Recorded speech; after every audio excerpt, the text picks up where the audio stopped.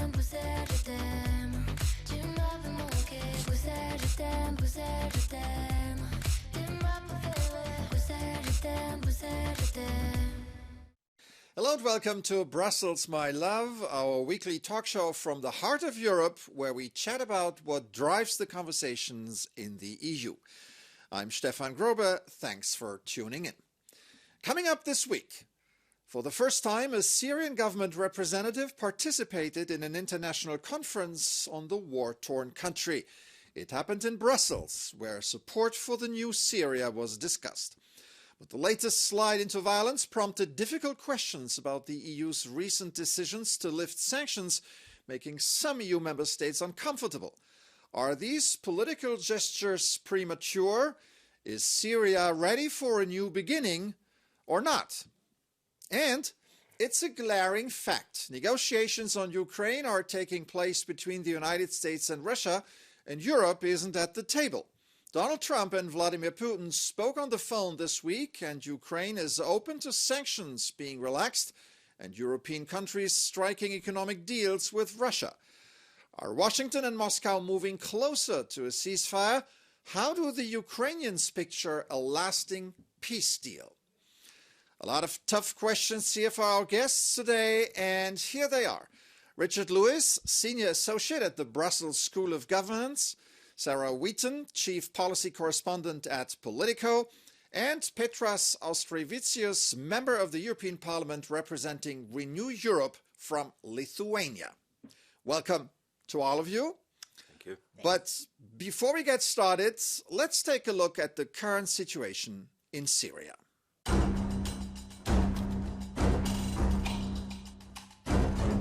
A new era is dawning in Syria. A few days ago, the new leader of the war-torn country signed a provisional constitution governing the 5-year transition period. This declaration came 3 months after the rebels unexpectedly toppled the regime of Bashar al-Assad. This led to calls for a new, inclusive Syria that respects individual rights, including those of women. The new leadership faces a daunting task. 80% of the electricity grids, 60% of the water networks, and almost half of the health infrastructure have been destroyed. 16.7 million people are in urgent need of aid, the highest number recorded since the conflict began 14 years ago. But Syria continues to be rocked by violence. In early March, security forces killed almost 1,500 civilians, most of them members of the Alawite minority to which the Assad family belongs. Is this the justice for the victims and survivors promised by the new rulers? Is the process of healing and overcoming division realistic, or just a pipe dream?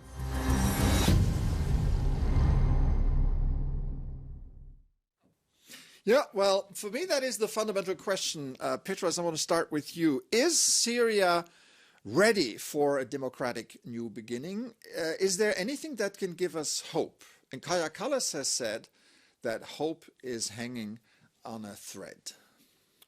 Well, I should start from my appreciation, probably because of the EU's role in arranging this conference and having the new Syrian leadership here in Brussels and speaking about future. I don't know how much democratic that future might be. I'm not over-optimistic about this, but inclusive, peaceful transition, agreeing with all major minority groups in Syria. I think this is very, very fundamentally important. So that's why I hope EU will be an active partner, not just providing some financial support, but as well imposing some conditions and monitoring the implementation of those still very fragile, very provisional, but still important agreements on Syria's future. Yeah. Richard, where do you see hope? I'm afraid I'm very cautious about this because Syria has no democratic tradition. Syria remains a highly unstable country. It's an unstable country in an unstable region. And furthermore, the Russians have a base there, and that plays into the whole scenario. So I'm cautiously I wouldn't say optimistic, but I'm cautiously. Something like that. They need to be encouraged. They need to be helped, and Syria needs to be taken into account in the whole regional development. Yeah, they need to be helped. Sarah, that's a good word here. At the donor conference in Brussels this week, the EU committed to working with the new Syrian leadership, pledging almost 2.5 billion euros in further support. But the EU also says this hinges on a credible and inclusive transition. So basically what we're seeing now is this credible, what we're seeing? And is the money enough? I mean, look, it's hard to tell. We, as the video mentioned, a new transitional temporary constitution was just signed. It enshrines Islamist law basically for another 5 years. Now, one of the ministers has said, look, in addition to that, we're also guaranteeing freedom of the press, freedom for minority rights. And now there's a committee that will be working on creating a more permanent constitution. But the big question is, will minority groups be included in this process? And as for whether the funds are enough, basically the needs keep growing. My colleagues at Politico just reported this week that USAID, the big U.S. humanitarian development agency that Trump is basically abandoning, they just pulled a lot of money out of some camps housing ISIS-linked people that the Kurds are running. Now we'll have to see how Europe deals with 55,000 people. Yeah, the one potential sign of hope was the deal that was signed between the current leadership and the Kurds, right? Ursula von der Leyen called it a historic deal. Is that, obviously we can only move forward here with very, very small steps, but is this something that you were so cautiously optimistic, is something that points in that direction? Well, I think the Kurdish situation is very complex. The Kurds live in, I haven't made a count, but 3 or 4 countries. Kurdistan as a nation concept is far away. And my experience in the past in Iraq tells me that although the Kurds are a group of people who are extremely capable of governing themselves, that is not on the horizon. One positive thing is that the Turks seem to be moving in direction of creating a peaceful situation with their Turkish population, which is positive. Yeah, and Petros, yeah, you want to weigh? Speaking about Syria, let's not overlook the geostrategic situation. So we have strong and much interested players like Turkey, like Israel. On Turkey, look, President Erdogan is probably the one who won against Assad regime as well as Russians in Syria. So his behavior, his future behavior will predominantly probably influence the situation in Syria as well as towards Kurdish population. So depends on many circumstances. Israel still at war with Hamas, and we know, certain links to Syrian groups. So that's why I think it's not just about the transitional government. It's much about the bigger picture, which is more complex and not less complicated. Yeah. The influence of Erdogan and Israel, would that lead to more democratic structures or the opposite? Sarah? I'm not sure if either of them are necessarily interested in that. I think stability would be the priority. And the interesting thing also is Israel and Turkey are at odds as well. We've seen reports that Israel has been pushing the U.S. And Russia to sort of allow Russia to reassert itself in Syria, which of course could inflame other geopolitical tensions around the world. There were, in early March, there were these killings, more than 1,000 people. Our video says 1,500. That's probably closer to the truth. Of sectarian killings of basically the old times, right? And this is something that gave many European leaders some pause right after they lifted some sanctions. Now the current leadership, I always say current leadership, says they're going to investigate these things. And again, is this credible? Because many people have doubts here, Richard. Well, is it credible? I think probably it is credible. I think the current leadership in Syria has shown goodwill, and we have to give them a chance. If you don't give them a chance, nothing will happen. But it's impossible to impose democracy on a country. I mean, that is something which has to be homegrown. It can be encouraged. There are different ways of doing that.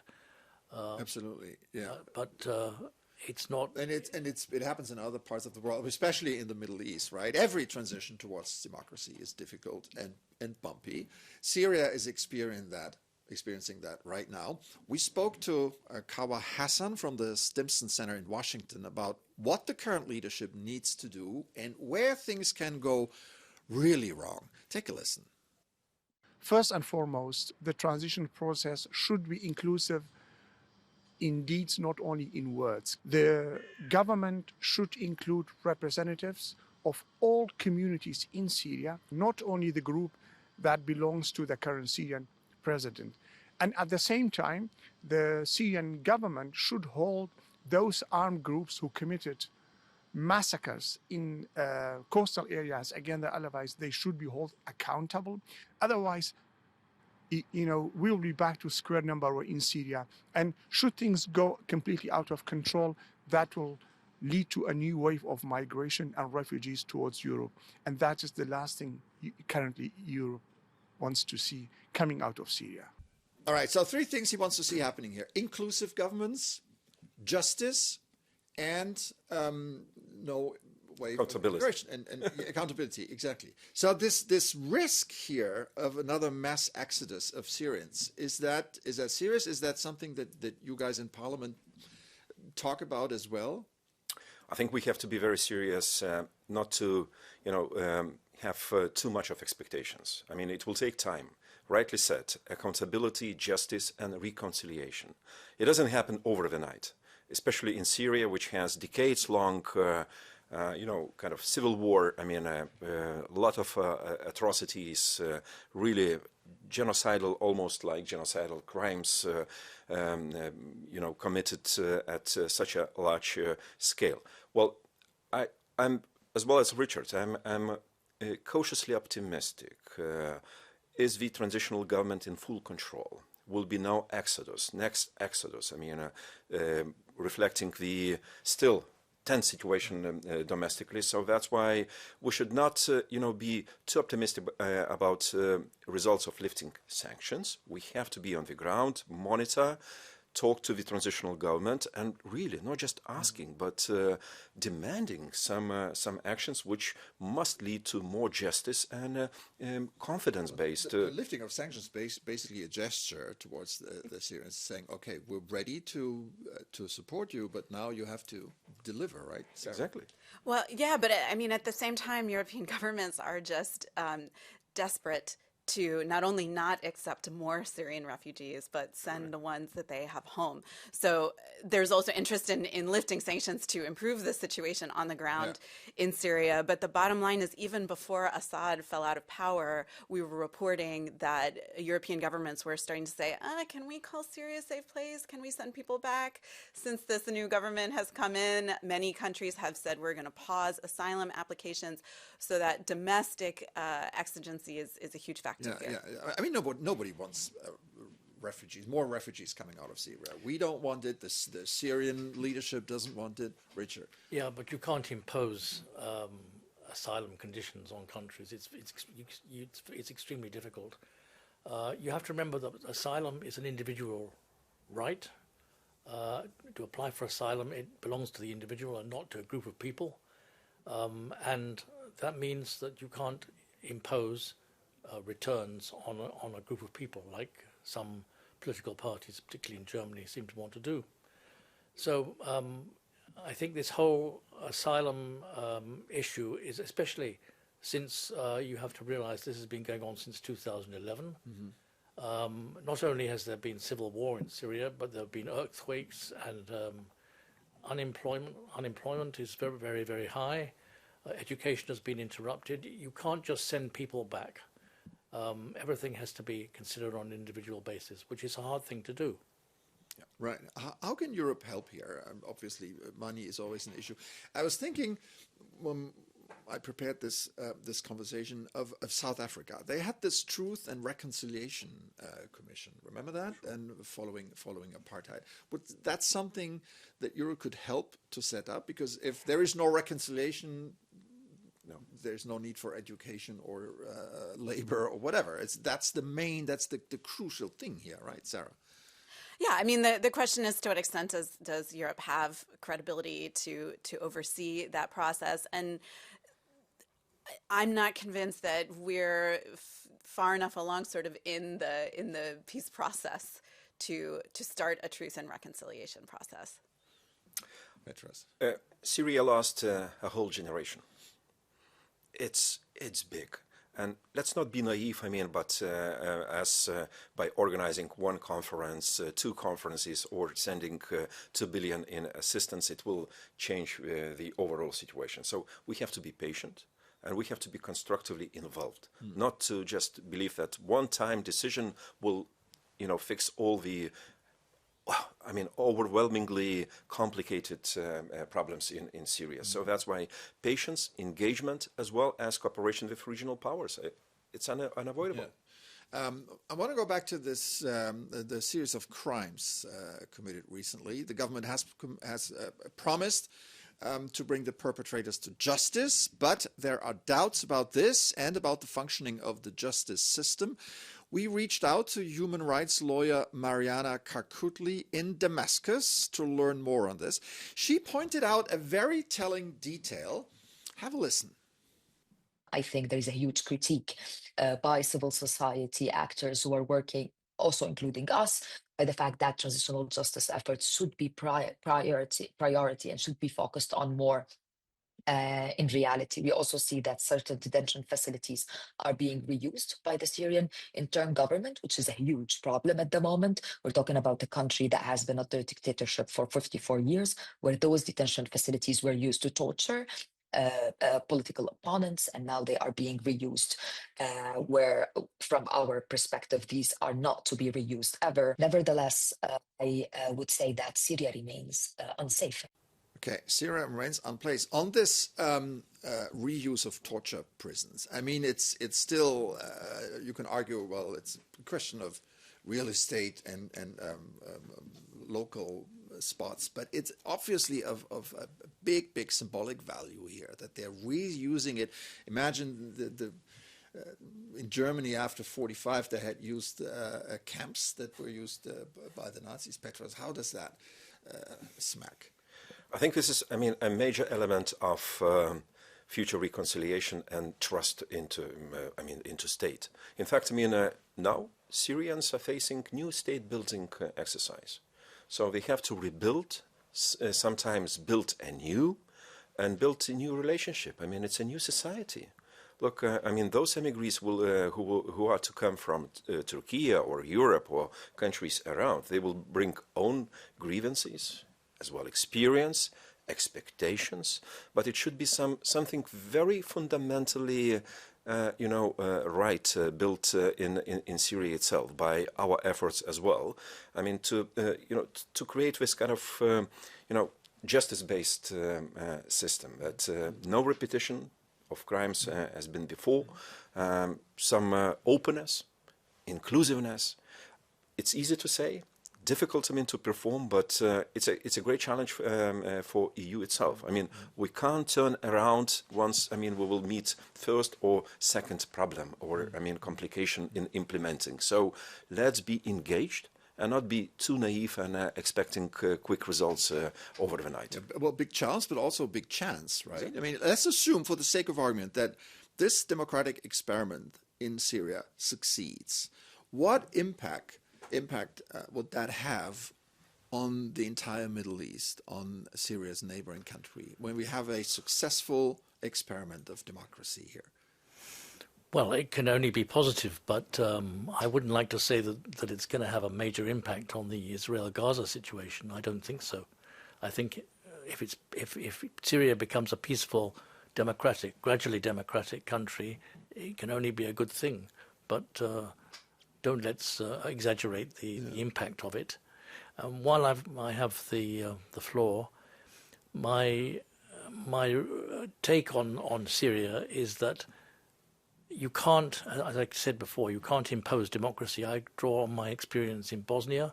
Look at the mess that is still there, where the High Representative has had to step in and tell them what to do.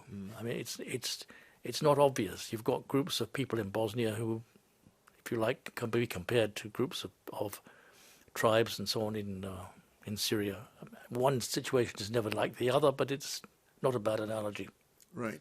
So no change without a sense of ownership. Yeah. This is very important. I mean, we can't impose, exactly as Richard said. Yeah. Sarah, please. Yeah, and I think we can't underestimate the geopolitical risk of the perception within Syria by minority groups that they're being left out, that they're falling behind, because Russia consistently loves to use the excuse of, oh, we're just intervening to help minority groups here, and they are primed to reassert themselves in Syria if that perception continues. Yeah. And the idea that a successful democratic experiment could lead to more democratic remands in countries like Jordan, like Iraq, like Afghanistan. Oh my God! Yeah. Oh my God. Okay. Well, you see us speechless here. That's all that we have time for. We're going to take a short break, and when we come back, a lasting peace. That's also the objective of the people of Ukraine. Is it coming? And at what price? Stay with us.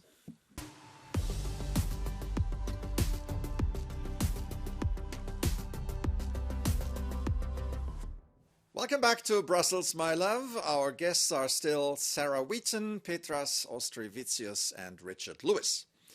This week marked the 11th anniversary of the day Vladimir Putin illegally annexed Crimea, a military operation that would directly lead to the full-scale invasion of Ukraine 8 years later. That same Vladimir Putin spoke to Donald Trump on Tuesday in an apparent effort to end the fighting in Ukraine on his terms.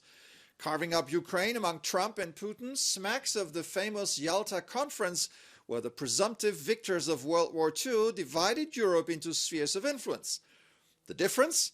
Back in 1945, there was a European at the table, Winston Churchill. So, should Europe today just suck it up and move on, or is there still a European role to play, Richard? Well, I think there's definitely a European role to play. What that role is remains to be seen. I think the Europeans were taken by complete surprise by the American attitude, and so it took some time to get their act together, but they're beginning to do that now. The problem is, well, there are a number of problems with Ukraine, but one of the major problems is what is Donald Trump cooking up with Vladimir Putin? Right. And that's the crucial question. Because if you don't know that, and nobody knows it except perhaps those two, and maybe even those two don't know it, right? Then you don't know how to act. Right. So we had this phone call this week. Nothing sizable came out of it immediately. Sarah, Putin, is he playing in the same league as Trump? I would hazard that Putin is playing in an even more professional league than Trump. I mean, it's a bit hard to tell. On the one hand, some people say Putin seems to be dithering a bit. Trump is pushing for a speedy resolution. On the other hand, it's been a kind of a classic Soviet approach to drag out negotiations. We've seen Putin make an almost meaningless concession of offering to not bomb Ukrainian power plants for 30 days. So it does seem like he is potentially embarrassing Trump, which could be a problem for him.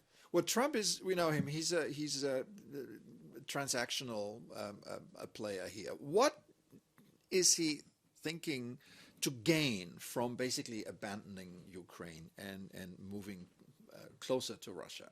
Well, judging from recent developments, I would probably point out as Trump's interest, to negotiate at the expense of Ukraine. He has no time unlike Putin. Putin controls time. I mean, he's not in a hurry. He doesn't sell anything out of his pocket.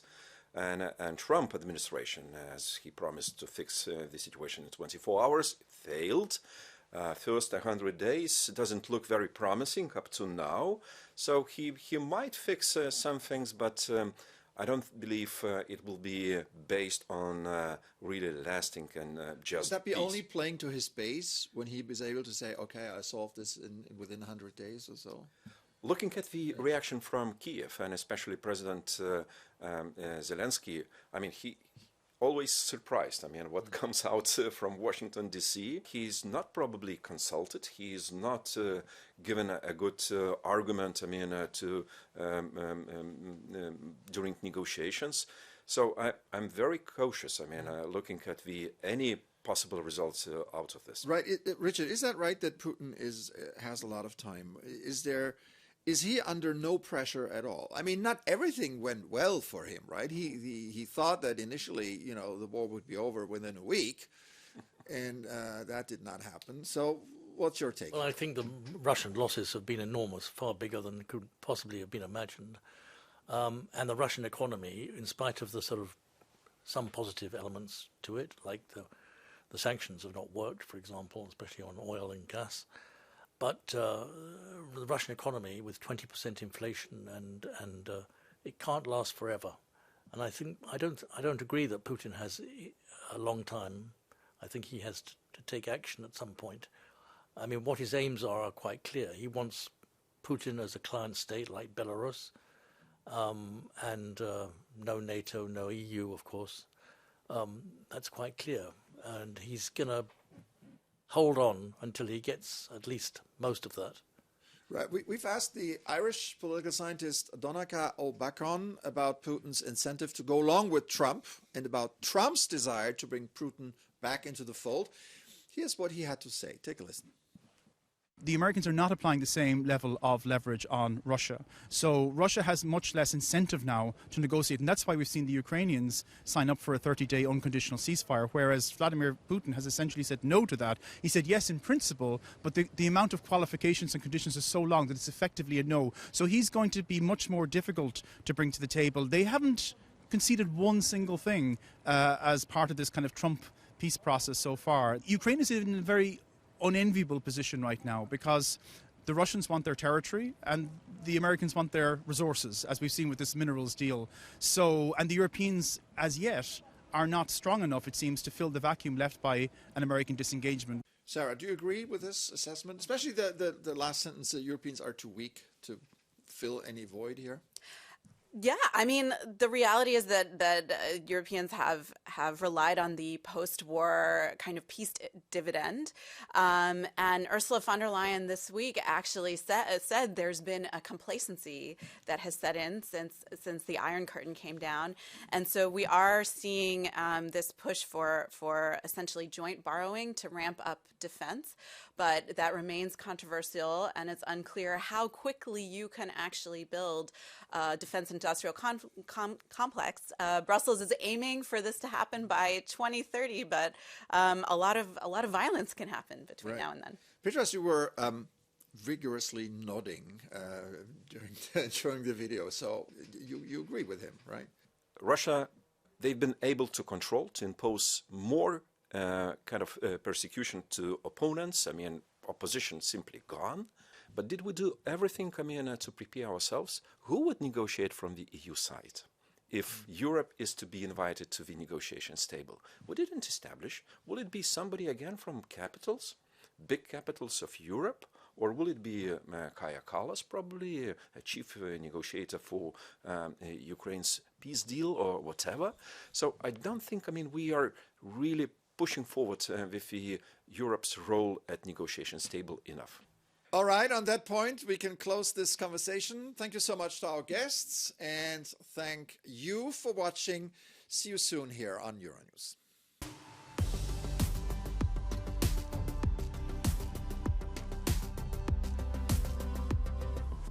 Hello and welcome to Brussels, my love. My guests are Petras Austrevicius, Richard Lewis, and Sarah Wheaton.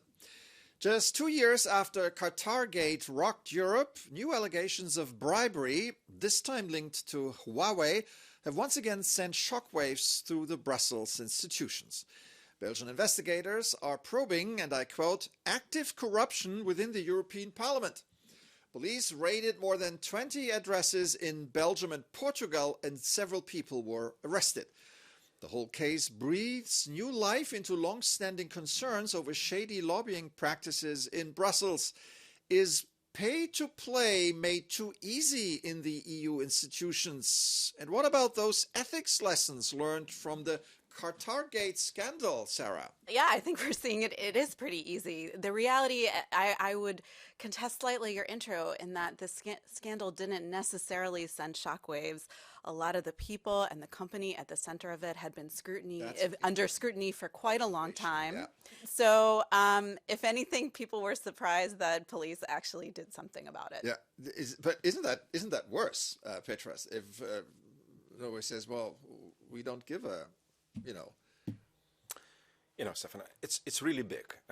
Well, we are to build a digital economy, and those giants, around, having something to propose and to investments, products, of course, we are very much interested. I've been a bit surprised. Seeing so many seminars and discussions sponsored by Huawei in recent 2-3 years. I've been, as nothing happened, as was no call, to refrain from accepting Chinese products because of the confidentiality, some secrecy, probably kind of espionage, and so on and so forth. And everything went so smoothly, for too long periods of time. And I wouldn't say that I've been predicting, something to come like this, but I was not surprised that Huawei is spotted now, in this very shady spot. So they had a great interest, big money, and probably a lot of willingness from, this time from APAS. You see, a lot, not necessarily only members, but APAS. Yeah, accredited assistants exactly involved. Richard, were you shocked or not so much? At my age, I'm unshockable. No, not shocked. Disappointed, I think, is the word I would use. It is Okay. always, when these things happen, and the European Parliament is not the only legislature which has been this kind of situation. In my own native country, it's happened as well in not too distant past. So the question is, how can you stop it happening? That is you can't stop it completely, because you will never do that. But how can you discourage it? Right. And, we're talking about, just to to throw in some facts here. The incidents that are being investigated include restaurant bills, travel expenses, and regular invitations to football matches. If somebody offered me a football match, I would say no, yes, immediately, right? So, but what is it? We know, of course, Huawei has a huge interest here. A lot of stuff is at stake, and yet some people fell for the football tickets. Yeah, look, the reality is that there is a culture where it is okay to offer MEPs and their assistants, and I do think it's only just the assistants for now. Yeah.